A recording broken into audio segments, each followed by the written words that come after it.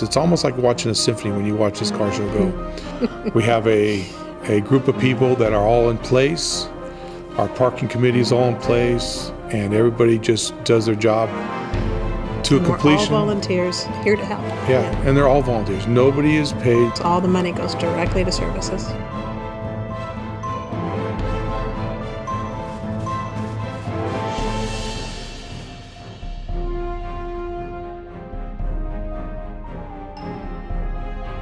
We have veterans that come overseas right away that their families do not have money for rent. They don't have money for electric bill. They don't even have food or clothing. Mike Wilburn's vision was to help all the military, veterans or active military, not only the guys and gals themselves, but their families.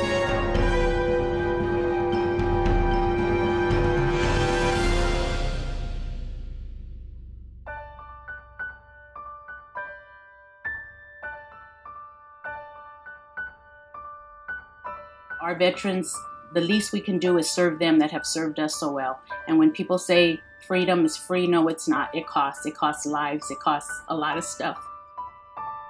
I want to tell you about Paul because Paul really struck my heart because he just wanted somebody to care about him and to listen and not rush him out of the hospital.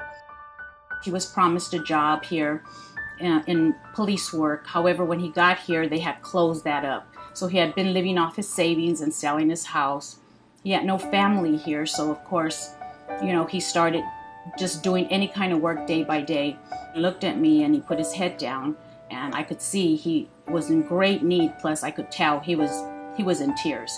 Number one, he was ashamed that he was having to ask us for anything. Number two, he really didn't want to be here, but he needed the help. He had a family. The social worker was here really to ask me if I could put this veteran up for one night, and hopefully by tomorrow morning they could do something to help him. However, just looking at him, just one-on-one, I looked at his eyes, he looked at mine. I invited him into my office and he sat down, and I said, what can I do for you? What do you need right now? And he said to me, well, right now, if somebody here cannot help me, I've been here all day, got the runaround, but I'm here now, he says, and I'm ready to go out and just blow my brains out. He was just done. I sat with Paul probably for 2 hours, and by the end time, we brought his wife in and kids.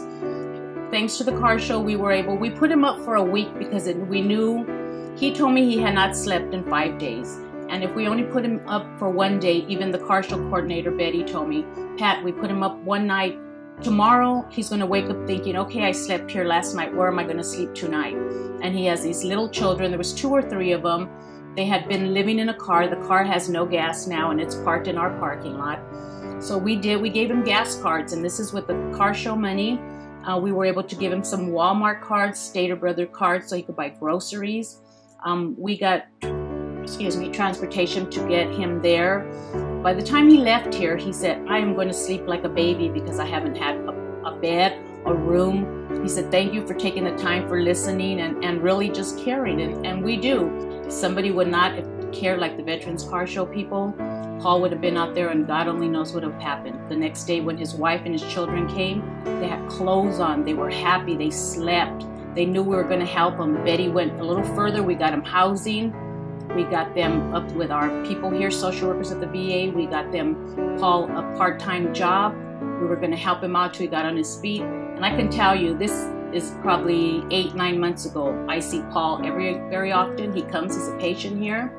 The VA serves him as he served us. And every time he comes here, he stops to tell me, thank you for listening. And I would not have been able to afford him that or any other veteran here if it wasn't for the Volunteers for Veterans Car Show. That's my story, and I hope you'll donate because it's the best cause in the world.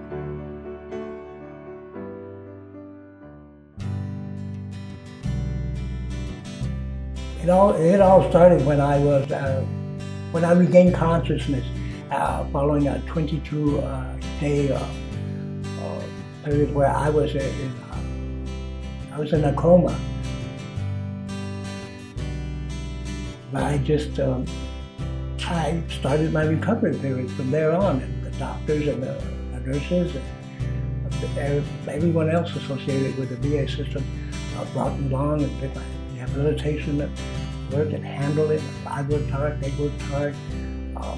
And one of the things I recall, one of the things that they gave me to exercise with were these elastic or plastic straps that would help my tone up my upper body portion.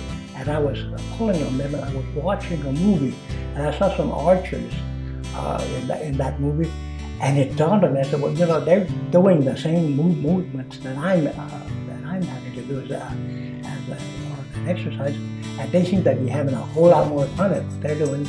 And I said, you know, as soon as I can, I'm going to try that.